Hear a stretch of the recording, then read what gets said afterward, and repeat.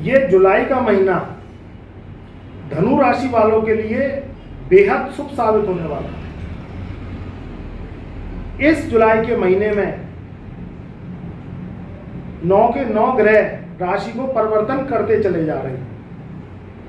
उनमें से कुछ ग्रह जुलाई के प्रारंभ में राशि परिवर्तन कर रहे हैं, कुछ ग्रह जुलाई का जो माह आएगा मध्य उसमें राशि परिवर्तन कर रहे हैं। तो धनु राशि वालों के लिए ये जुलाई का महीना बहुत शुभ साबित होगा। इसमें जो है 6 जुलाई से सूर्य का आद्रा नक्षत्र से निकलकर पुनर्वसु नक्षत्र में प्रवेश होने जा रहा है। तो आद्रा नक्षत्र होता है राहु का और पुनर्वसु नक्षत्र होता है बृहस्पति देवगुरु का। तो राहु का नक्षत्र जब चढ़ता है तो वो बहुत ज्यादा शुभ नहीं होता है। क्यों नहीं होता है कि जब समुद्र मंथन हुआ तो समुद्र मंथन में अमृत कलश निकला, तो अमृत कलश निकला तो चंद्र और राहु जब अमृत पी रहे थे तो उनके बराबर से ही बैठ के राहु ने शरारत की और छल कपट से उस अमृत को जो है कंठ में उतार लिया, ग्रहण कर लिया। अब ये जो है सूर्यदेव ने देख लिया और चंद्रदेव ने, तो उन्होंने शिकायत ब्रह्मा जी से जाके कर दी। अब ब्रह्मा जी को आया गुस्सा और राहु के जो है धड़ और सर के 2 पले कर दिए। अब ये जो 2 पले करे तो उसमें राहु देव को गुस्सा आ गई, यानी उन्होंने दुश्मनी पाल ली सूर्य और चंद्र से, क्योंकि तूने मेरी शिकायत ब्रह्मा जी से करी और मेरा जो है सर कटवा दिया, कलम करा दिया। तो उस लिहाजे से शत्रु हो गए सूर्य और चंद्र राहु के और केतु के। तो इसलिए जब राहु के नक्षत्र में सूर्य आता है तो उसमें राहु को ग्रहण लग जाता है, यानी वो सूर्य ग्रहण युक्त हो गया। और जब ग्रहण पड़ता है तो ग्रहण में क्या होता है, शुभ कभी नहीं होता, अशुभ होता है।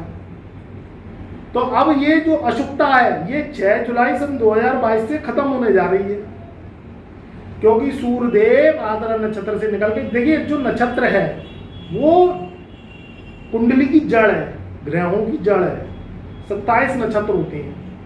27 नक्षत्र में जो आद्रा नक्षत्र है उसका वास राहु का माना गया है और जो पुनर्वसु नक्षत्र है उसका वास देवगुरु बृहस्पति का माना गया है। और धनु राशि बृहस्पति की सबसे प्रिय राशि है, क्योंकि बृहस्पति लगन के और केंद्र यानी 4th हाउस के लॉर्ड होते हैं। जब लगन और 4th हाउस के लॉर्ड का जो संबंध है वो पूर्ण रूप से केंद्र का है। अब केंद्र का स्वामी यानी बृहस्पति आपके पुनर्वसु नक्षत्र के सूर्य के संग युति बनाएगा नक्षत्र में। तो सूर्य धनु राशि वालों के 7वें भाव में बैठे हैं, तो 7वें भाव में सूर्य के संग बुध भी बैठे हैं, यानी सूर्य बुध का बुधादित्य राजयोग भी बन रहा है। इधर बृहस्पति हंस महापुरुष राजयोग लगा के भी बैठे हैं धनु राशि वालों के।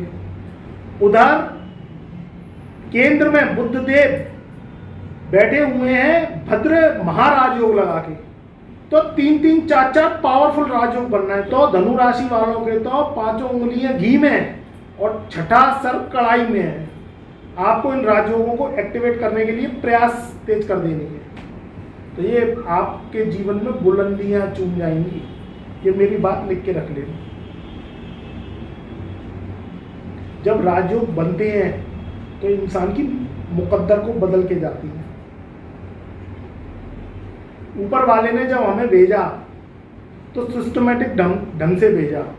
हम लोग क्या करते हैं कि ऊपर वाले का जो सिस्टम है उसको तो भूल जाते हैं और अपने ज्ञान को, उल्टे सीधे ज्ञान को, सिस्टम को बिगाड़ देती हैं, सृष्टि से विपरीत चलती हैं। तो उसमें फिर क्या होता है, उसमें फिर आप दिशा से भटक जाते हो। जो एस्ट्रोलॉजी है देवगुरु बृहस्पति का परम ज्ञान ब्रह्मास्त्र, वो आपको इस भटकाव से बचाता है कि हे इंसान, तू 84 लाख योनियां भोगने के बाद तो तेरे को इंसानी जीवन मिला, अब तू उसका उपयोग नहीं उठा रहा है। क्या कर रहा है? आप लोग क्या करते हो पता है? आप लोग अगर एस्ट्रोलॉजी के माध्यम से चलें तो दौलत, शोहरत इज्जत मान प्रतिष्ठा आपके पीछे पीछे घूमेगी, क्योंकि ये साइंस है। आप लोग क्या करते हो, दिशा के हीन चलते हो।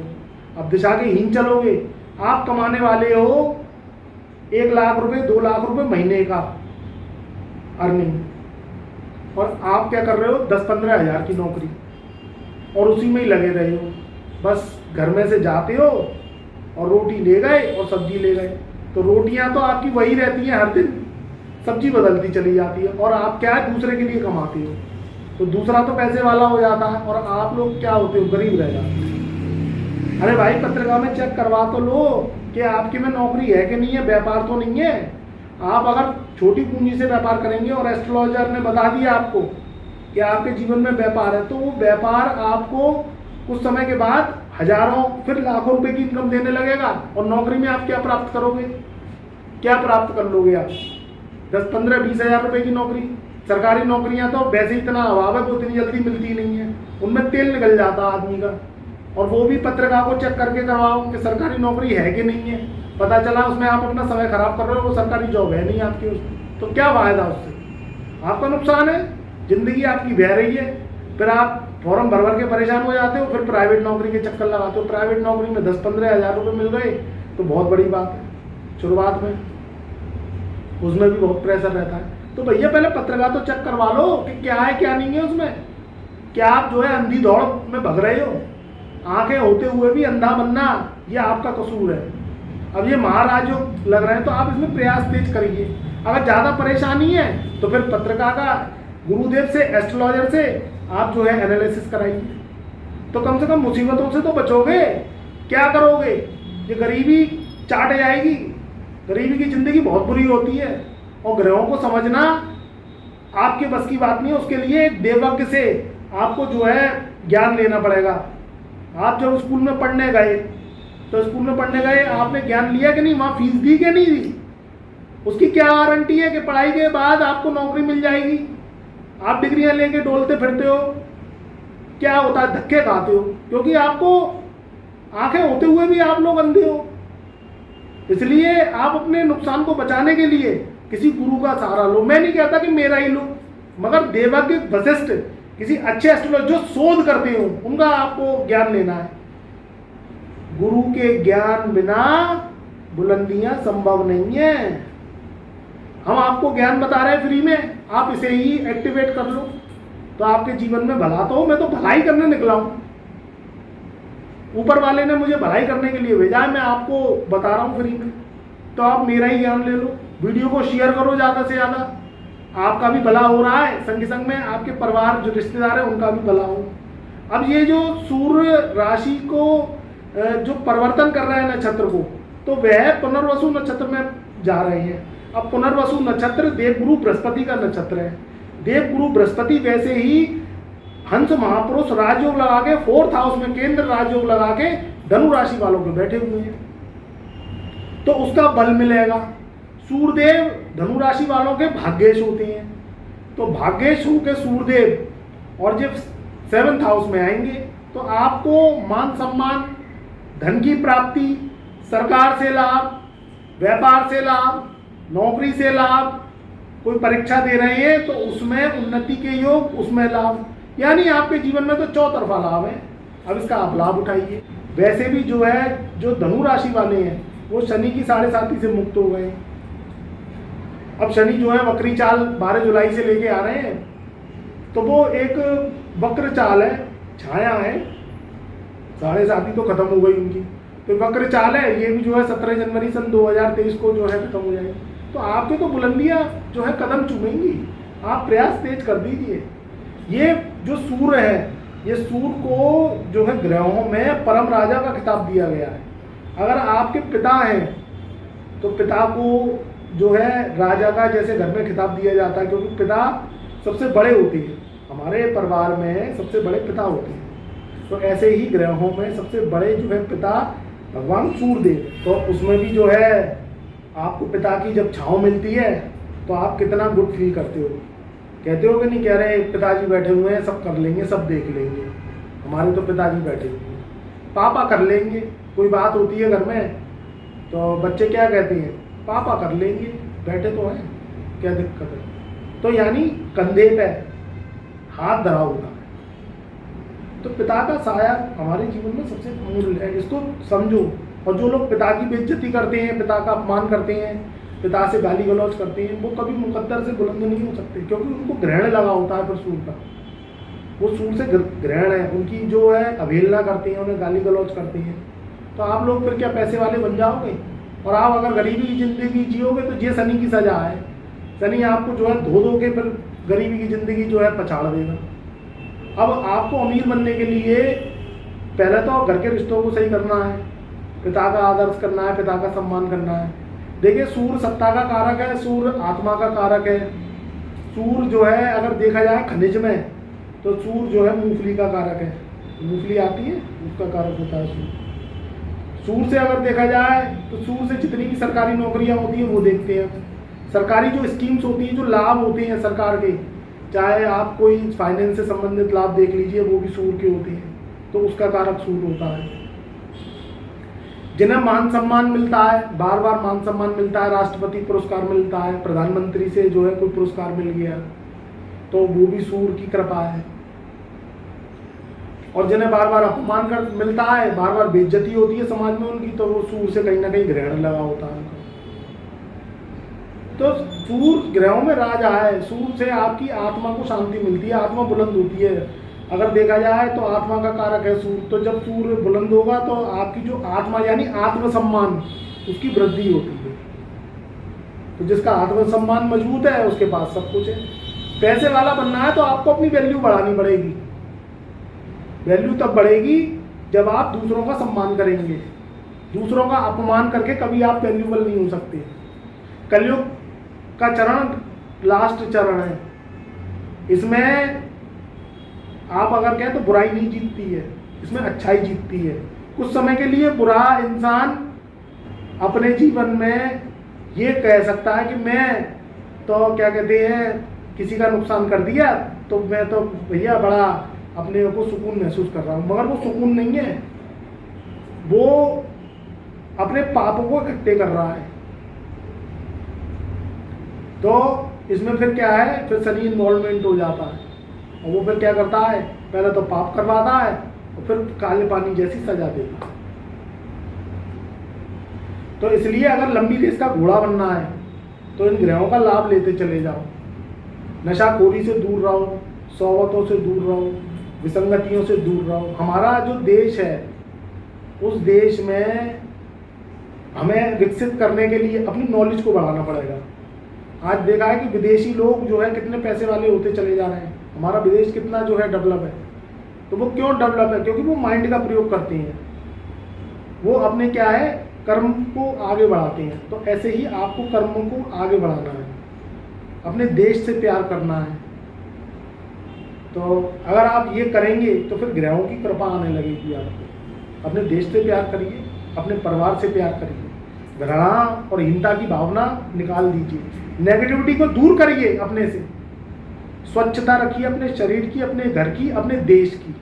तो फिर ये ग्रह मान सम्मान बढ़ाते चले जाएंगे और सूर्य की कृपा आपके पास आती चली जाएगी। तो ये 4th हाउस का बल मिलेगा, जो कि हंस महापुरुष राजयोग बृहस्पति लगा के बैठे, तो उनका बल मिलेगा, क्योंकि पुनर्वसु नक्षत्र भी देवगुरु बृहस्पति का होता है। अब ये 7म भाव को बैठेंगे तो कहीं ना कहीं जो मैरिड लाइफ जिन धनु राशि वालों की परेशानियों में चली आ रही थी, क्योंकि 7म भाव देखिए मैरिड लाइफ का होता है, आपके पति या पत्नी का होता है। तो कहीं ना कहीं ऐसा होता है कि लड़ाई झगड़ा चल रहा होता है, काफ़ी समय से अनबन चल रही होती है पति पत्नी में, अगर आप धनु राशि की महिलाएं या धनु राशि के आप पुरुष हैं। अब 2 तरीके से अच्छाइयाँ जो है जो शादीशुदा जिंदगी में आ सकती हैं। या तो रिश्ते निभाएं तो बहुत अच्छी बात है, हम तो यही चाहते हैं।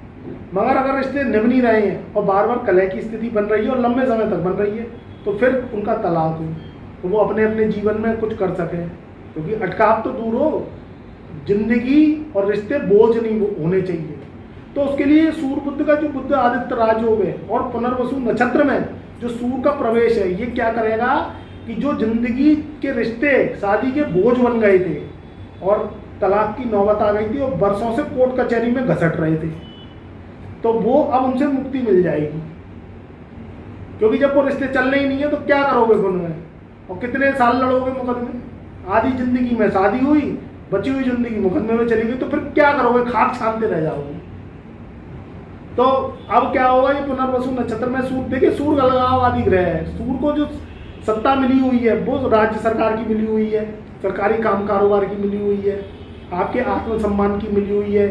बाईं आंख का कारक सूर्य है, रिश्तों में पिता का कारक सूर्य है। तो इस तरीके से सूर्य का जो कार्य क्षमता है वो है। अगर रिश्तों में देखें और वो सप्तम भाव में आता है तो वो क्या करवाता है, अलगाव करवा देता है। अब सप्तम भाव क्या है, मैरिज लाइफ का होता है। अब वो सप्तम भाव में आएगा तो जो जिंदगी, जो रिश्ते शादी के बोझ बन रहे हैं, काफ़ी समय से लटक रहे हैं और भैया एक दूसरे को पसंद करते नहीं हैं, चिराने चल रही हैं, परेशानियाँ चल रही हैं, तो अब इन फसादों से छुट्टी मिल जाएगी कि भैया साइन कर दो और तलाक ले लो। तो इसमें भी एक सरदर्द खत्म होता है। निवे रिश्ते तो अच्छी बात है, नहीं तो फिर बोझ ढोने से क्या फ़ायदा। तो उसके लिए आपको फ़ायदा, पति पत्नी में अगर अनबन चली आ रही थी और नेक अनबन चल रही थी थोड़ी बहुत, तो वो अनबन दूर हो जाएगी। तो भैया चलो कोई बात नहीं है, अब सुलह हो गई। तो कहीं ना कहीं अगर आप धनु राशि के और आपकी पत्नी मायके पड़ी हुई है, मायके में रह रही है, गुस्से में चली गई है, तो वो वापस आने के चांसेस हैं। या आप धनु राशि के पुरुष हैं और पत्नी से बैर चल रहा है और आप जो है आ रहे हैं ऑफिस से और जा रहे हैं और झगड़े की जड़ बन रही है, तो वो फसाद दूर हो जाएंगे कि भैया प्रेम हो गया, सुलह हो। क्योंकि ये ग्रह ही भिनकवाते हैं, झिनकवाते हैं, और ये ग्रह ही प्रेम संबंध स्थापित करवाते हैं। शादीशुदा जिंदगी चलती है तो स्वर्ग के समान है, अगर मैरिड लाइफ आपकी सुकून से चल रही है, अगर आप शादीशुदा हैं। और जब जहाँ चरान झगड़ा फसाद फैलता है तो वो फिर है ना काल के समान हो जाती है। तो कहते हैं ये क्या आप मूल ले ली, हम तो बड़े परेशान हैं। तो ये ग्रह ही जो है आपको राजा बनाते हैं और ये ग्रह ही रंग बनाते हैं। तो इनको समझना बहुत ज़रूरी है।